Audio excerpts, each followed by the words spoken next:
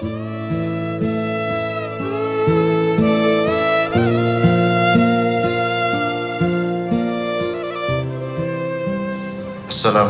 warahmatullahi wabarakatuh. Alhamdulillahil wahidil ahad al-fardis samad alladzi lam yalid wa lam yulad wa lam yakul lahu kufuwan ahad walladzi laysa kamitslihi syai'un wa huwas samiul basir.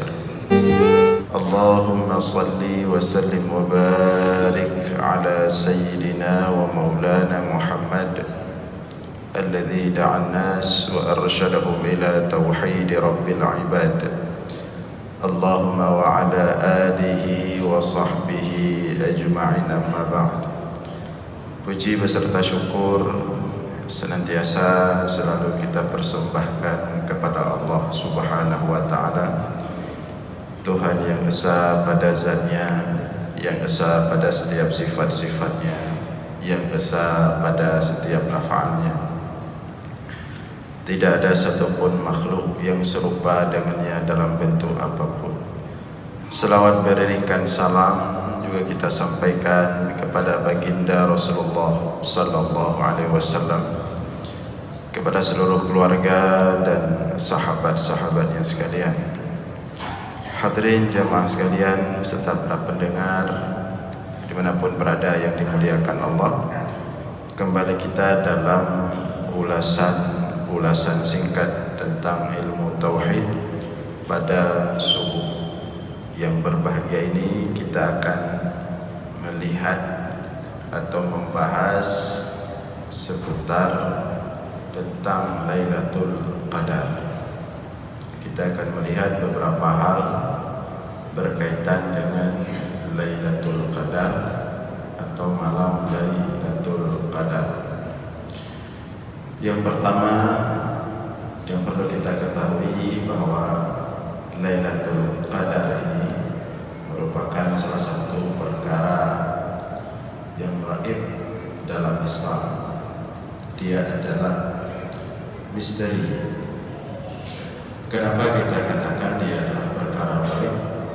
Dikarenakan tidak ada satupun makhluk yang bisa memastikan kapan malam itu datang.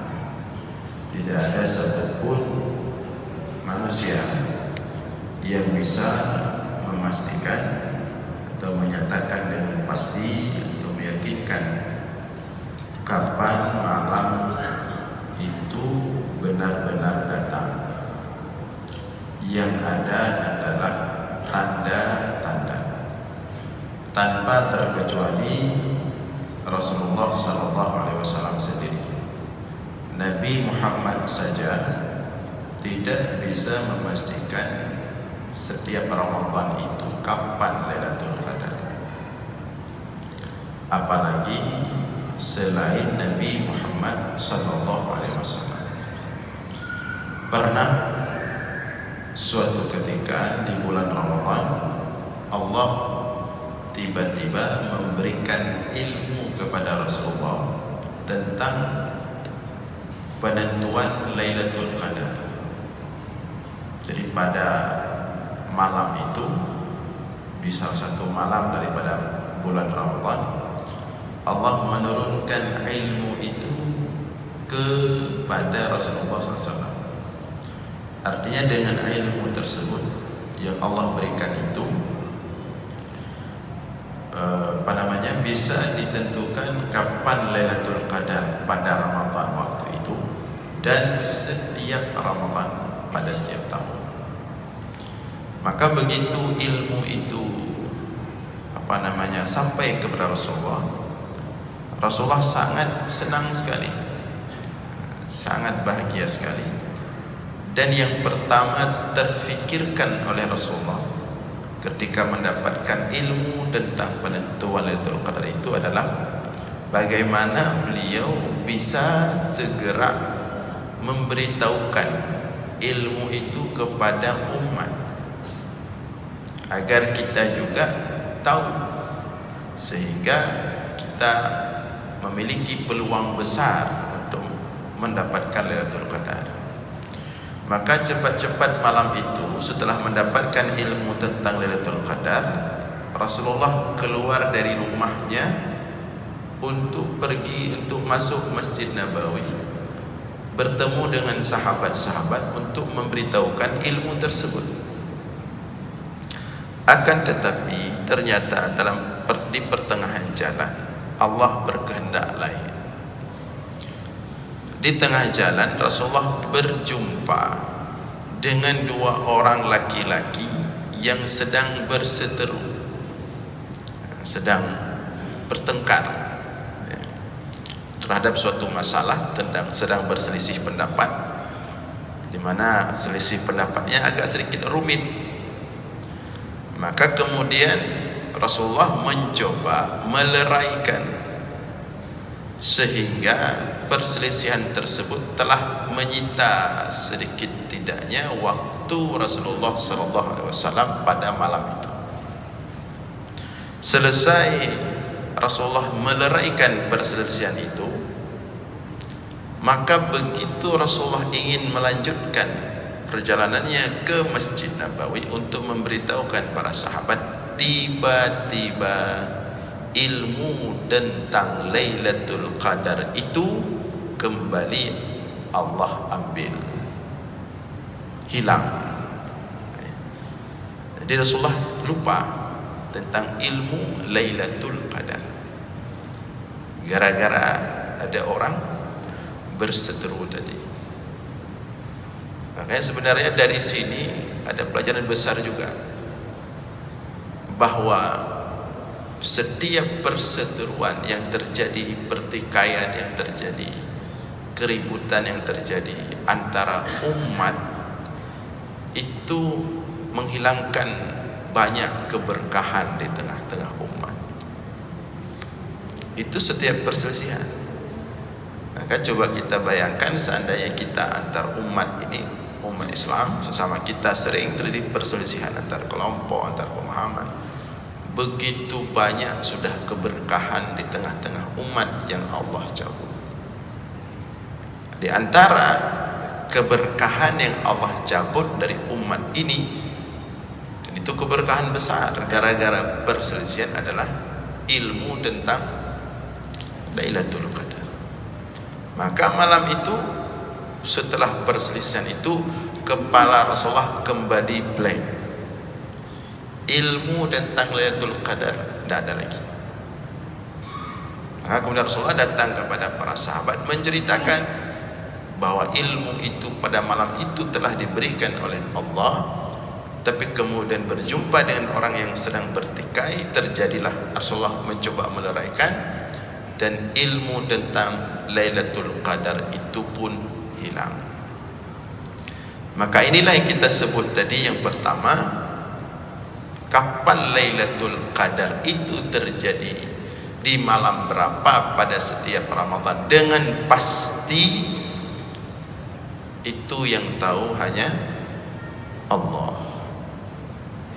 Tapi kemudian sebagian ulama seperti Imam Al-Ghazali dulu, dan sebelum Al-Ghazali ya, seperti kemudian selanjutnya pada masa berikutnya termasuk Syekh Sya'rani dan banyak ulama-ulama tasawuf yang coba memberikan rumus-rumus atau kode-kode untuk menemukan malam Lailatul Qadar, tetapi itu semua adalah pengalaman.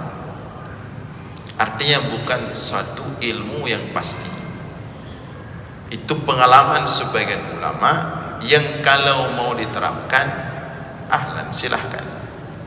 Ada yang berhasil, tapi juga ada dan banyak tidak berhasil. Namun jangan disalahkan ulama tersebut.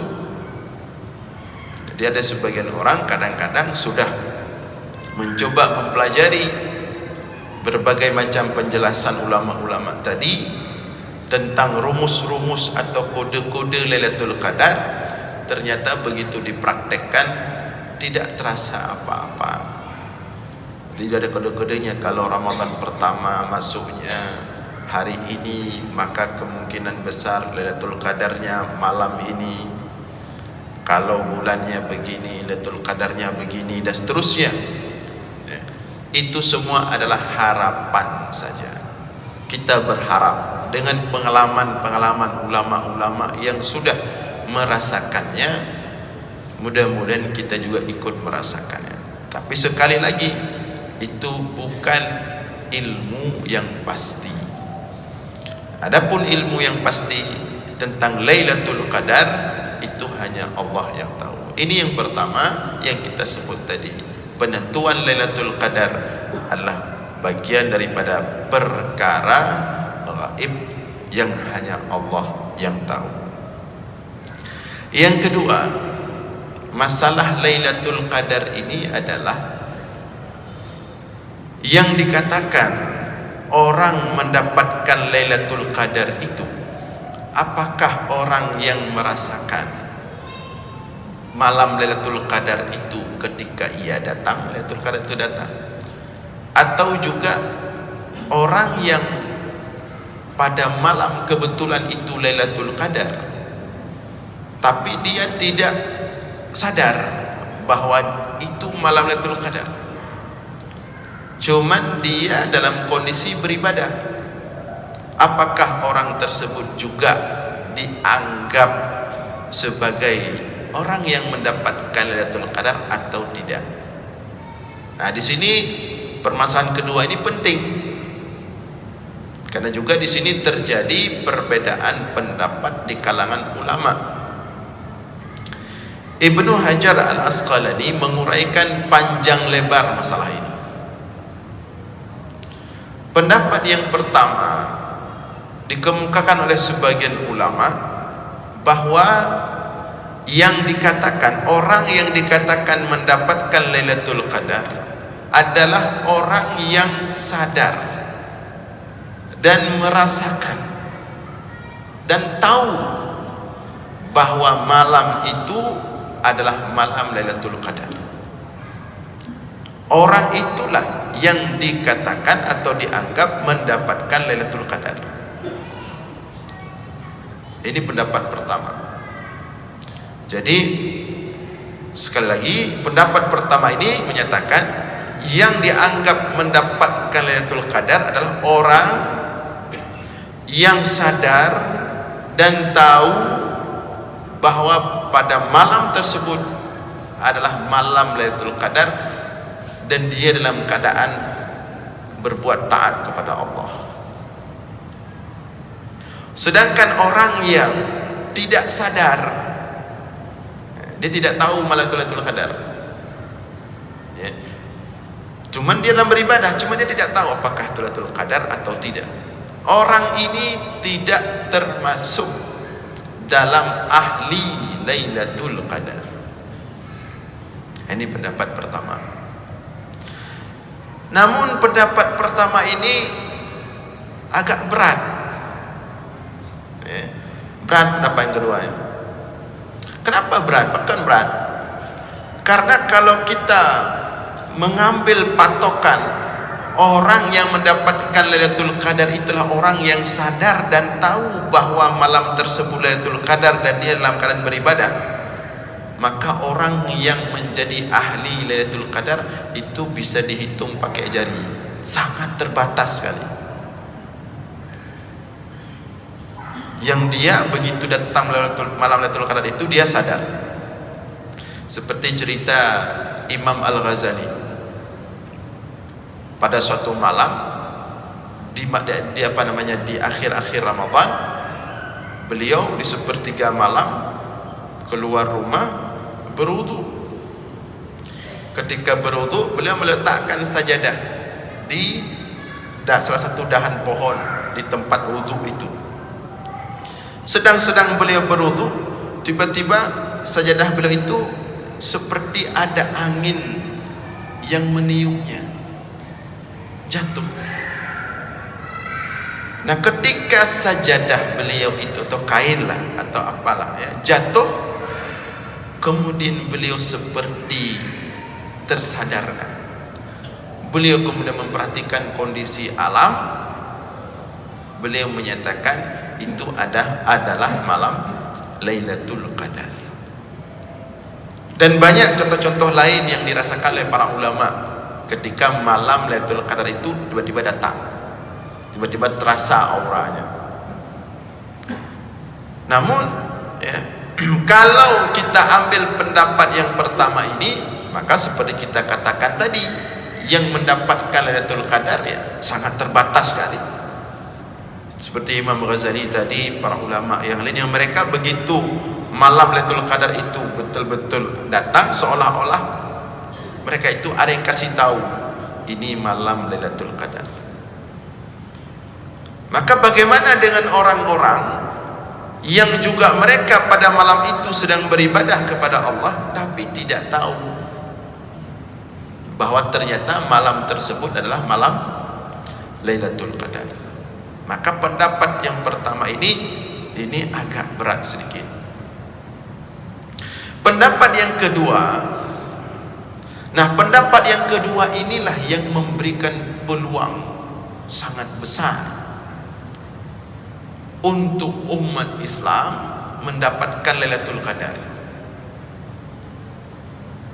Dan atas dasar pendapat yang kedua inilah kemudian Rasulullah memerintahkan kita untuk iktikaf 10 akhir Ramadan, untuk menghidupkan malam-malam 10 akhir Ramadan, atas dasar pendapat yang kedua ini.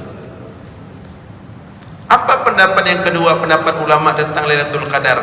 Bahwa siapapun yang pada malam Lailatul Qadar dia dalam berbuat taat kepada Allah, dia dalam beribadah kepada Allah, apakah dia sadar malam tersebut Lailatul Qadar atau bukan Lailatul Qadar, maka orang tersebut dikatakan atau dianggap ahli Lailatul Qadar. Siapapun yang pada malam tersebut, misalnya tadi malam misalnya ya, atau malam 21, dia kan malam-malam ganjil ya. Misalnya tadi malam kita ada taraweh, kita ada tahajud misalnya, alhamdulillah yang ada tahajud ya. Ternyata tadi malam itu adalah malam Lailatul Qadar, maka siapapun yang tadi malam ada qiyamul lail mulai ba'diyah isya, kemudian tarawih atau kemudian dia tahajud, maka siapapun yang tadi malam melakukan itu dan ternyata tadi malam adalah Lailatul Qadar, maka dia termasuk ahli Lailatul Qadar, dia dapat Lailatul Qadar. Yang penting pada malam itu dia dalam keadaan berbuat taat kepada Allah, dalam beribadah kepada Allah. Nah, atas dasar inilah maka kemudian Rasulullah memerintahkan mengajarkan kepada kita, memberikan contoh dan mengajak kita untuk beriktikaf di 10 akhir Ramadan. Maka atas dasar pendapat yang kedua inilah bisa kita katakan orang yang di 10 akhir Ramadan itu beriktikaf di masjid-masjid dapat dia Lailatul Qadar. Karena begitu dia masuk masjid berniat untuk beriktikaf sebelum terbenam matahari pada malam 21 Ramadan dan keluar setelah terbenam matahari pada malam Idul Fitri, dan dia menjaga adab-adab i'tikaf, maka sepanjang waktu itu siang dan malam dia dalam keadaan beribadah kepada Allah. Maka kalau tiba-tiba malam, salah satu malam itu masuk Lailatul Qadar, dia termasuk ahli Lailatul Qadar. Maka orang-orang yang beriktikaf itu yurja, diharapkan dapat Lailatul Qadar, berpotensi besar mendapatkan Lailatul Qadar yang ikut program iktikaf 10 akhir Ramadan. Atau yang kedua, kalaupun dia tidak ikut iktikaf di 10 akhir Ramadan, yang kedua dia pada malam-malam ke-10 akhir Ramadan itu dia aktif qiyamul lail. Mungkin tidak bisa i'tikaf paket komplit lah ya, karena mungkin ada tanggung jawab lain di siang hari, harus masuk kantor, harus masuk kerja, macam-macam lah. Jadi dia tidak bisa ambil paket komplit i'tikaf sebelum akhir Ramadan. Dia cuma bisa i'tikaf di malam hari di masjid-masjid, atau dia hanya bisa di rumah namun dia menghidupkan malam hari dengan qiyamul lail. Bisa dengan tarawih, atau dengan witir, atau dengan tahajud, bahkan ba'diyah isya saja itu sudah termasuk qiyamul lail. Nah, orang yang melakukan itu pada setiap malam-malam 10 akhir Ramadan itu pun yurja, berpotensi besar, berpeluang besar untuk menjadi ahli Lailatul Qadar. Maka kita usahakan jangan sampai 10 akhir Ramadan ini ada malam yang kita tidak ada taraweh, tidak ada qiyamul lail. Kita usahakan di setiap malam 10 akhir Ramadan ini jangan sampai tertinggal qiyamul lail, baik qiyamul lailnya tanpa tidur maupun qiyamul lailnya setelah tidur, yang disebut dengan salat tahajud. Usahakan, kalau berhasil berpotensi, kalau sanggup ya, berpotensi besar, berpeluang besar menjadi ahli Lailatul Qadar. Kemudian yang ketiga, dengan pendapat yang kedua ini, bukan hanya orang-orang di dalam masjid saja yang mendapatkan Lailatul Qadar, karena tidak adil tentunya kalau orang yang di dalam masjid saja mendapatkan Lailatul Qadar. Bagaimana dengan di luar masjid yang mereka misalnya tenaga medis yang kebetulan shift tugasnya itu pada malam-malam 10 akhir Ramadan, dia bertugas menjaga pasien, merawat pasien. Bagaimana dengan orang-orang yang petugas keamanan, security, satpam, yang dia kena shift di malam-malam itu, harus bekerja, tanggung jawab. Bagaimana dengan supir-supir mobil, supir truk yang dia harus bawa barang jauh dari Medan pada Aceh, supir-supir mobil umum, angkutan umum. Bagaimana dengan mereka-mereka yang di luar masjid? Apakah mereka tidak berpotensi mendapatkan Lailatul Qadar? Apakah Lailatul Qadar itu hanya untuk orang-orang di dalam masjid, atau apakah Lailatul Qadar itu hanya untuk orang-orang yang qiyamul lail saja? Jawabannya tidak. Selama tanggung jawab yang dia kerjakan itu, baik tadi yang kita sebutkan tenaga medis, maupun yang satpam di tempat-tempat penjagaan, maupun yang supir di jalanan, kalau mereka lakukan itu demi untuk mencari nafkah, memenuhi kebutuhan keluarga, istri dan anak-anaknya, dan itu adalah pekerjaan wajib. Setiap pekerjaan wajib nilainya lebih tinggi daripada pekerjaan atau amalan sunat. Maka begitu malam Lailatul Qadar itu datang dan dia sedang menjalankan kewajibannya, kalau dia ikhlas melakukan kewajiban itu karena Allah, maka mereka juga termasuk orang-orang yang mendapatkan Lailatul Qadar.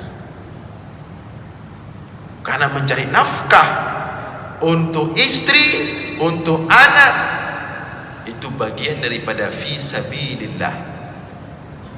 Karena Rasulullah pernah berkomentar terhadap orang, suatu hari di sore hari Rasulullah sedang duduk dengan para sahabat, tiba-tiba lewat satu orang laki-laki yang sudah tua, keringatan, baju compang-camping, nampak capek, dia baru pulang kerja. Maka ada seorang sahabat yang komentar, "Law kana hadza fi sabilillah." Sayang sekali bapak itu sudah tua, masih kejar dunia, masih pergi pagi pulang sore potong panting, cari nafkah. Sayang sekali dia. Kenapa enggak dia fokus beribadah saja? Ada yang komentar seperti itu. Mendengar komentar seperti itu, langsung ditimpali oleh Rasulullah SAW mengatakan, "Lau kana kharaja min baitihi yas'a ala walidihi fahuwa fi sabilillah, walau kharaja min baitihi yas'a ala ahlihi fahuwa fi sabilillah, walau kharaja min baitihi yas'a ala nafsihi ya'uffuha fahuwa fi sabilillah." Kata Rasulullah kepada yang mengomentari tadi, "Hai kamu, ketahuilah, itu orang tua tadi itu yang lewat di depan masjid, yang berkeringat-keringat itu, yang baju compang-camping capek kerja dari pagi sampai sore, kalau dia tadi pagi keluar rumah untuk bekerja demi mencari nafkah, untuk menafkahi orang tuanya yang masih hidup, maka dari pagi sampai sore sepanjang hari dia fi sabilillah, dianggap di jalan Allah. Walau kana kharaja min baiti yas'a ala ahli, dan dia kalau dia keluar dari rumah dari pagi pulang sore capek-capek untuk mencari nafkah untuk keluarganya, istri dan anak-anaknya, dia juga fi sabilillah, dia berada di jalan Allah. Walau kana min baiti yas'a ala nafsihi ya'uffuha fahuwa fi sabilillah, dan kalau dia keluar dari rumah tadi pagi pulang sore untuk menafkahi dirinya, dia tidak ada orang tua lagi, dia belum berkeluarga, tapi untuk menafkahi dirinya, ya'uffuha, untuk menjaga dirinya daripada meminta-minta, maka seharian dia bekerja itu fi sabilillah, dia berada di jalan Allah.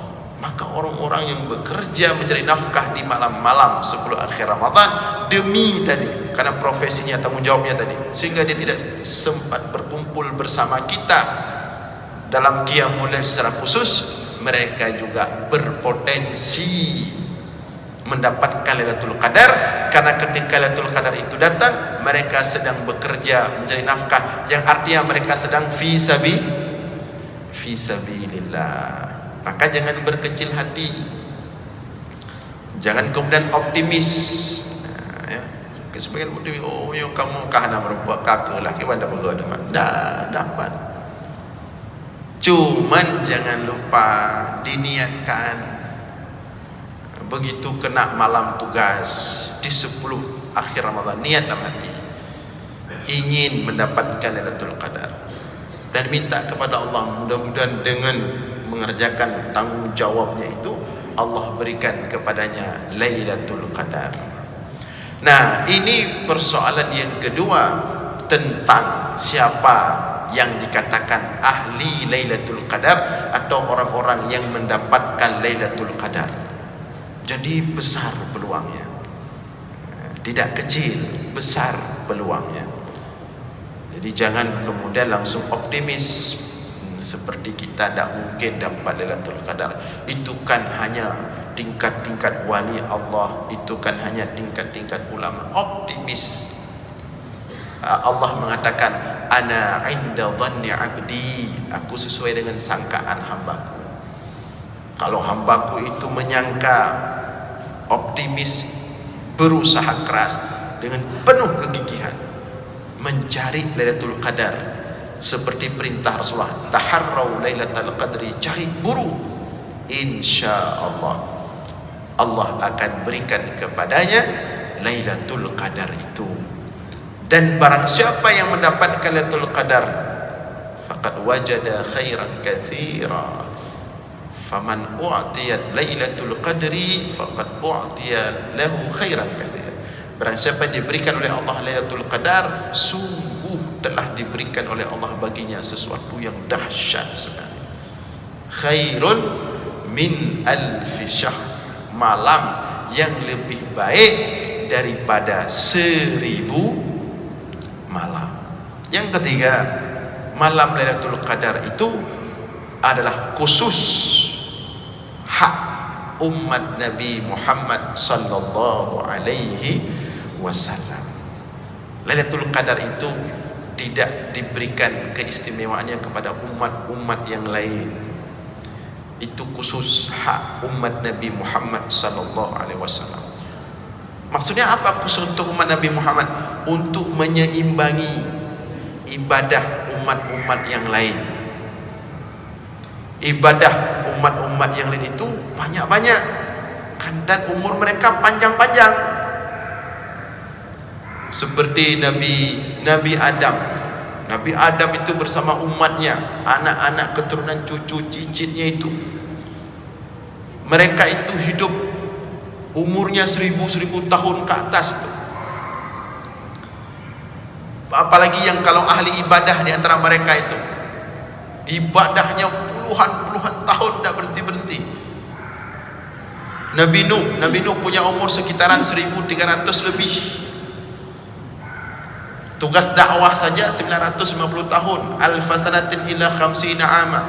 Tugas berdakwah saja 950 tahun. Itu belum umurnya. Dalam kitab Al-Bidayah ini disebutkan umur Nabi Nuh itu 1300 tahun ke atas, baru dia wafat. Bani Israel demikian juga, umur yang panjang-panjang. Dan ibadah mereka itu tinggi-tinggi, jauh sekali dengan kita. Intanya oleh NU orang pi ubud lah. Umat-umat terdahulu itu umur mereka panjang-panjang. Kalau ada ahli ibadah di kalangan mereka, luar biasa ibadahnya. Maka Rasulullah cemburu. Rasulullah merasa kepikiran dengan umatnya, umurnya pendek, ibadahnya sedikit.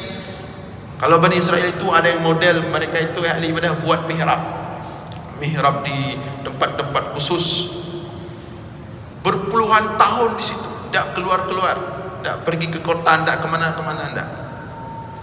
Itu tersebut dalam hadis itu, yang diriwayatkan oleh Imam Malik bin Anas dalam Muwatta'nya, tentang bagaimana ibadah-ibadah umat terdahulu membuat Rasulullah itu cemburu. Susah Rasulullah memikirkan umatnya ini yang tidak ada bandingannya dengan umat-umat terdahulu dalam hal beribadah.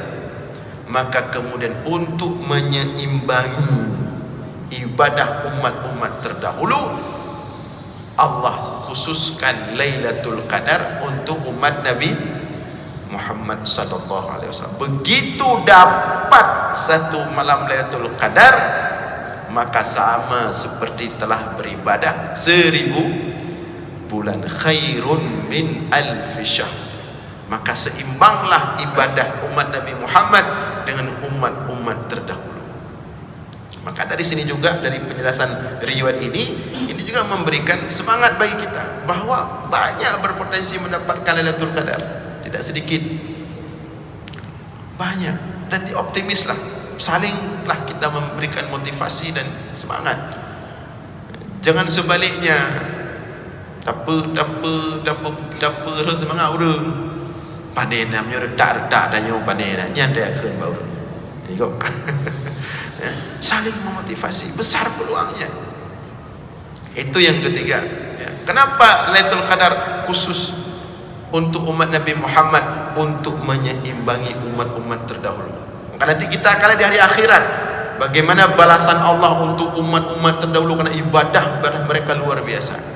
Tapi ternyata balasan Allah untuk umat Nabi Muhammad lebih tinggi lagi, lebih banyak lagi, karena kita mendapatkan malam Lailatul Qadar. Yang terakhir tentang Lailatul Qadar ini, bahwa pada malam Lailatul Qadar itu adalah malam di antara malam paling gaduh makhluk-makhluk Allah yang di langit, yaitu para malaikat. Tanazzalul malaikatu warruhu fiha. Gaduh sekali para malaikat pada malam itu. Di antaranya ar-ruh. Siapa ar-ruh di sini? Malaikat Jibril. Jadi malaikat Jibril itu meskipun tidak ada lagi para rasul, meskipun tidak ada lagi tugas menyampaikan wahyu, dia tetap akan turun ke bumi. Tapi khusus pada malam Lailatul Qadar. Kalau setingkat Jibril saja turun, apalagi malaikat-malaikat yang lain. Tanazzalul malaikatu warruhu fiha. Banyak para malaikat berhamburan turun ke bumi. Maka pada malam tersebut suasana bumi seperti suasana alam malakut, alamnya malaikat. Makanya salah satu tanda malam itu, malam Lailatul Qadar, dia terasa lebih sejuk sedikit, lebih tenang, lebih teduh. Kenapa? Bumi sedang dipenuhi oleh malaikat. Tidak seperti tanpa malaikat, apalagi panas siang, masab loh, penuh dengan dosa, penuh dengan suasana hati yang tidak baik sesama kita. Tapi begitu bumi dipenuhi oleh malaikat, maka pada malam itu terasa berbeda dengan malam-malam yang lain. Dia lebih tenang, teduh, sejuk. Jadi ketika malam itu seolah-olah bumi sedang diambil alih oleh malaikat. Maka Allah katakan pada malam itu, salamun, salam, salam. Apa arti salam? Bumi sedang penuh dengan kedamaian. Salam hatta matla'il fajr, dan itu berlangsung sampai masuk waktu fajar. Maka di antara tanda besar, selain tanda-tanda fisik lah, saya kira tanda fisik itu tidak terlalu penting. Tanda fisik awan begini besoknya, matahari begini besoknya, itu kan tanda-tanda fisik. Tapi yang lebih penting adalah tanda seseorang mendapatkan Lailatul Qadar itu sesuai dengan firman Allah, salam. Maka dalam jiwa dan hatinya masuk kedamaian.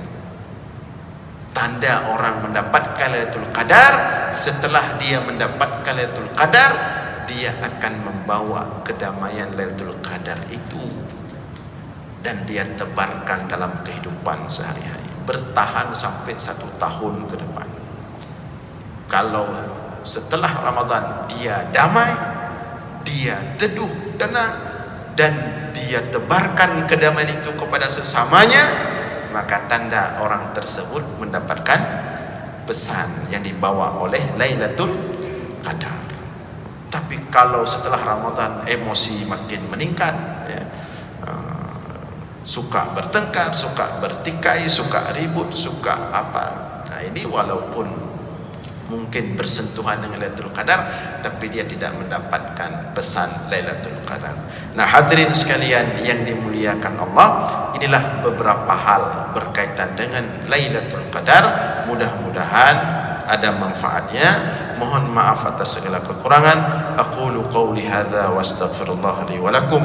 Wassalamu alaikum warahmatullahi wabarakatuh.